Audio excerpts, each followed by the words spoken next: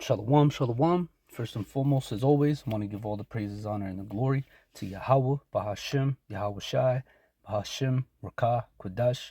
Double honors to the apostles and unto the elders, great millstone, GMS, time of this truth. Honors to the brethren in the Akim, that's pushing out this truth with all sincerity and in faith. And to Wada Yahawah, Bahashim, YAHAWASHI, for allowing me once again to come back with another lesson. And the title of this lesson is simply going to be titled, Trust in Him.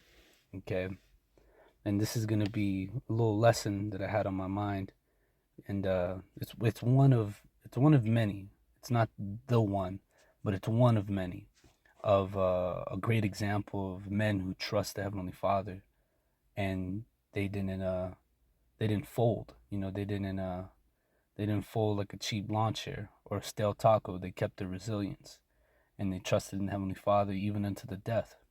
And the men who I speak of are the children of Judah, who were with Daniel in the time of Nebuchadnezzar in Babylon, which their given names was or their slave names, I should say, was Shadrach, Meshach, and Abednego.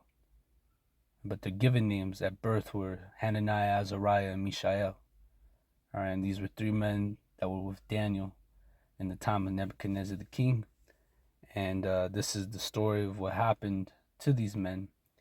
But it was later to find out that these men, especially even including Daniel, that the Heavenly Father, he was with them, and he watched over them, and he protected them against anyone or anything that stood in their path. All right. But this is Daniel chapter 3, verse 1, and it says, Nebuchadnezzar the king made an golden image, or Salakia, it says, Nebuchadnezzar the king made an image of gold, whose height was 60 cubits, and the breadth thereof 6 cubits. He set it up in the plain of Duran in the provinces of Babylon.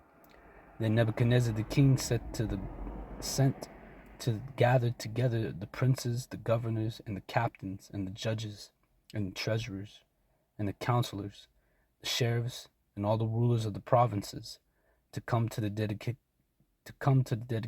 of the image on which Nebuchadnezzar the king had set up.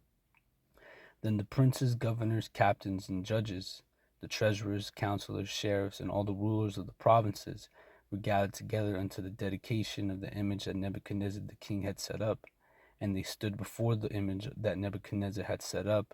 Then an herald cried aloud, which a herald is an official messenger, okay? And an herald cried aloud, to you it is commanded, O people, nations, and languages, that at the time you hear the sound of the cornet, flute, harp, sackbut, phylactery, and dulcimer, and all kinds of manner of music, or all kinds of music, ye fall down and worship the golden image that Nebuchadnezzar the king had set up. And whoso falleth not down and worshipeth and worshipeth shall and fall down and not worship.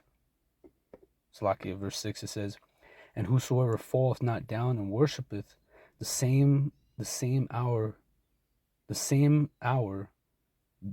be cast into the midst of burning fiery furnace. Therefore at that time, when the people heard the sound of the cornet, flute, harp, sackbut, phylactery, and all kinds of music, all the people, the nations, and languages fell down to worship the golden image that Nebuchadnezzar the king had set up. Wherefore at the time certain Chaldeans came near and accused the Jews. And they spake and said to the king Nebuchadnezzar, O king, live forever. Thou, O king, hast made a decree that every man that shall hear the sound of the cornet, flute, harp, sackbut, and phylactery, and dulcimer, and all kinds of music, shall fall down and worship the golden image. And whoso falleth not down and worshipeth, that he should be cast into the midst of a burning fiery furnace. There are certain Jews whom thou hast set over the affairs of the provinces of Babylon, Shadrach, Meshach, and Abednego.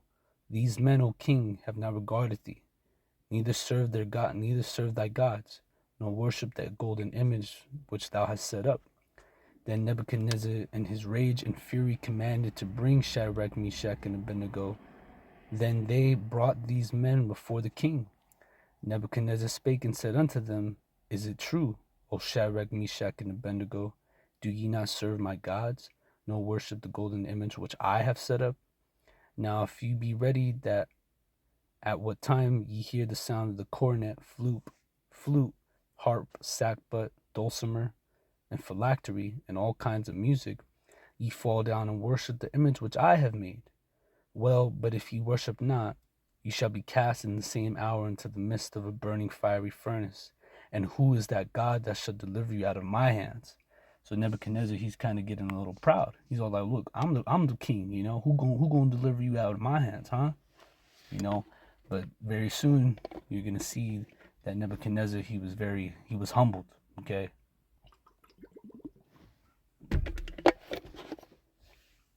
And it says, Shadrach, Meshach, and Abednego answered and said to the king, O Nebuchadnezzar, we are not careful to answer thee in this matter. But, verse 17, it says, if it be so, our God, whom we serve, is able to deliver us out of the burning fiery furnace, and he will deliver us out of thy hand, O king. But if not, be it known unto thee, O king, that we will not serve thy gods, nor worship the golden image which thou hast set up.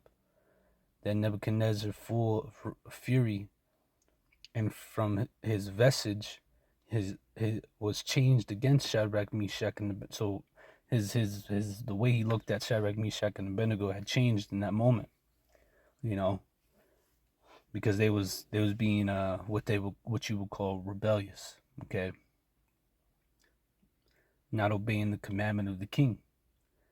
And it says, therefore he spake and commanded that they should heat the furnace 7 times more than it was wont to be heated. So this was going to be 7 times more hotter than what it would usually be. That's how pissed he was at these men.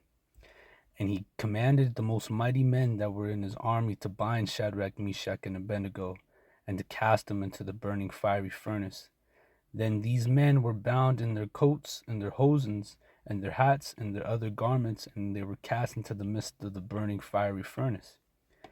Therefore, because the king's commandment was urgent, the furnace exceeding hot, the flame of the fire slew those men that took up Shadrach, Meshach, and Abednego. And these 3 men, Shadrach, Meshach, and Abednego, fell down bound into the midst of the burning fiery furnace.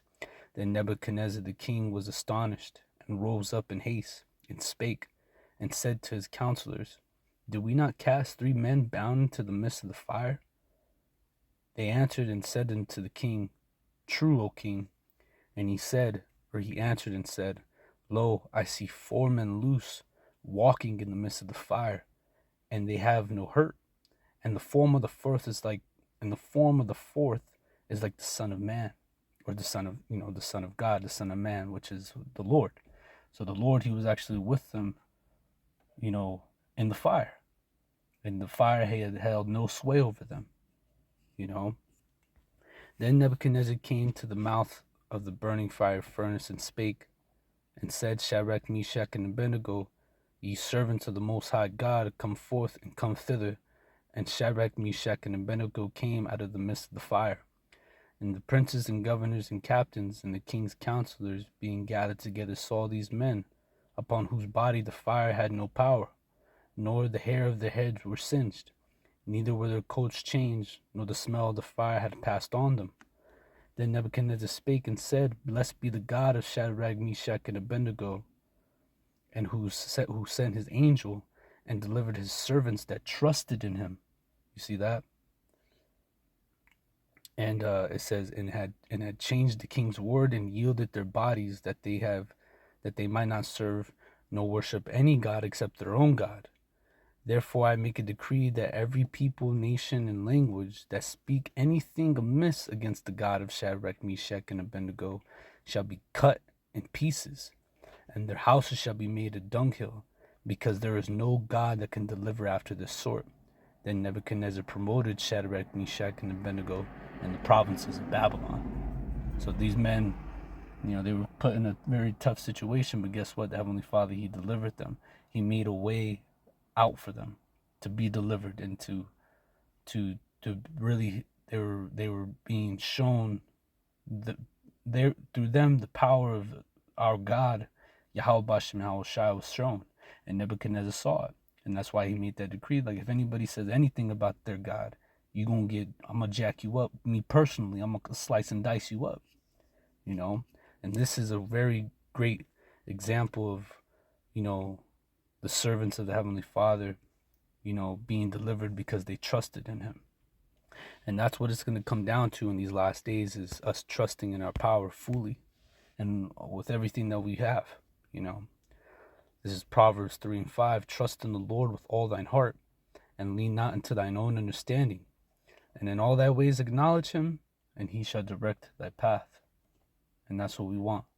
So what we have to do is trust in him, believe in him, and guess what? He'll help us. Ecclesiasticus chapter 2 and verse 6. Believe in him, and he will help thee. Order thy way aright, and trust in him. And that's what we're going to do. All right, until the end, no matter what. But I'm going to go ahead and end it here through the Spirit. I pray this lesson was edifying, exhorting, and comforting. And as always, I want to give all praises, honor, and the glory to Yahawah, Bahashem Yahawashai, Bahashem Rakah Kodash. And it's on to the next one, Akim. Shalom.